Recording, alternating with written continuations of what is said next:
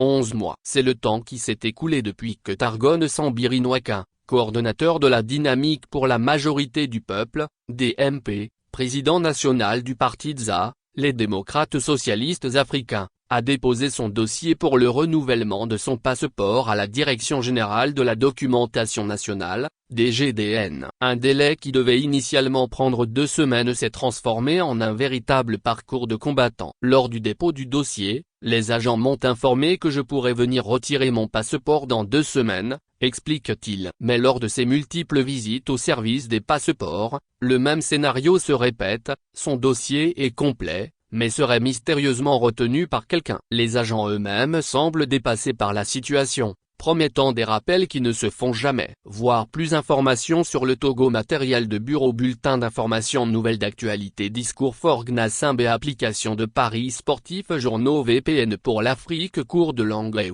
Abonnement. Journaux africains. À ma grande surprise, 2 semaines après, je n'ai reçu aucun appel. C'est alors que je me suis rendu au service des passeports. Les agents ont passé à la vérification et m'ont dit que le dossier est complet, mais est retenu par quelqu'un. Ils m'ont dit qu'ils vont aller voir le chef. J'étais assis là pendant des heures. L'agent qui était parti voir n'est plus revenu. Les autres agents, ne comprenant plus la situation, m'ont conseillé de laisser mon numéro de téléphone et de partir. Dès que l'autre sera de retour, ils vont m'appeler. C'est ce que j'ai, confie Targone Sambiri-Nwaka. Après 2 semaines, pas d'appel. J'ai décidé d'y retourner. Ce fut toujours le même langage. Ton dossier ne comporte aucun problème. Nous allons t'appeler la semaine prochaine, soyez patient. Et voilà, aujourd'hui cela fait 11 mois que mes allers et retours n'ont donné aucune suite à mon dossier de passeport, déplore-t-il.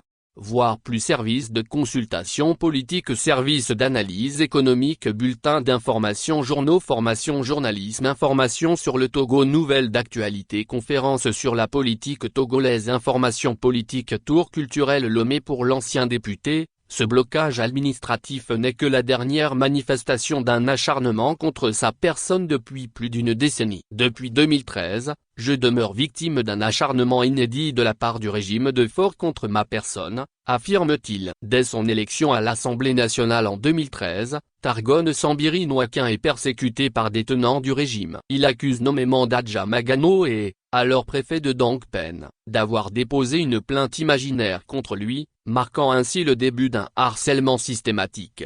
Voir plus. Livre. Histoire Togo. Actualité du Togo. Discours fort. Gnassingbe. Journaux. Livre sur la diaspora africaine. Nouvelles d'actualité. Livre sur le football africain. Livre sur l'économie africaine. Service d'analyse économique. Équipement sportif. Football. Après la fin de son mandat parlementaire en 2018, il dit avoir été privé de son salaire pendant 13 mois, alors que ses anciens collègues députés percevaient leurs émoluments dès le premier mois suivant le dépôt de leur dossier. Une discrimination flagrante qu'il attribue à sa posture d'opposant. L'épisode le plus troublant survient lors d'un voyage en Europe en 2019. En Belgique, son passeport est confisqué par la police. Les autorités belges lui expliquent que la France et l'Allemagne refusent de l'accueillir sur leur territoire, ayant reçu des informations des autorités togolaises le présentant comme une personne dangereuse, voire un terroriste. Un consul belge dans un pays africain, à qui j'avais adressé une plainte, était étonné d'apprendre que j'étais député dans mon pays, rapporte-t-il. Ce diplomate lui aurait même confié que vu le traitement fait dans son passeport, il comprend que sa vie soit en danger et lui a conseillé d'être prudent.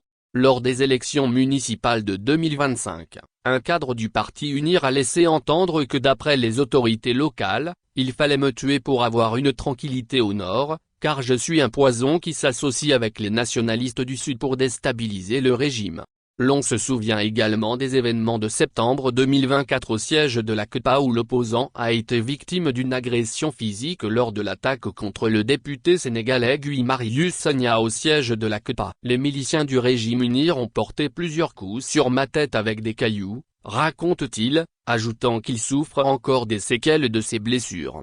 Plus inquiétant encore, il révèle qu'il y a quelques mois, 2 militaires en civil se sont présentés clandestinement à son épouse pour l'avertir que 5 militaires ont reçu ordre et mission dans leur camp pour me suivre et me poignarder sans laisser de traces. Pour Targone Sambiri-Nwaka, le message du régime est clair, on reste dangereux et une cible à abattre aux yeux du régime UNIR, une fois que l'on refuse de manger avec eux ou si l'on refuse de participer au pillage des richesses du peuple avec eux. face à qu'il qualifie de torture psychologique et physique. Targone Sambiri-Nwakin lance un appel aux organisations de défense des droits de l'homme et à la communauté internationale à œuvrer pour que son passeport lui soit restitué et que cessent les menaces de mort à son endroit.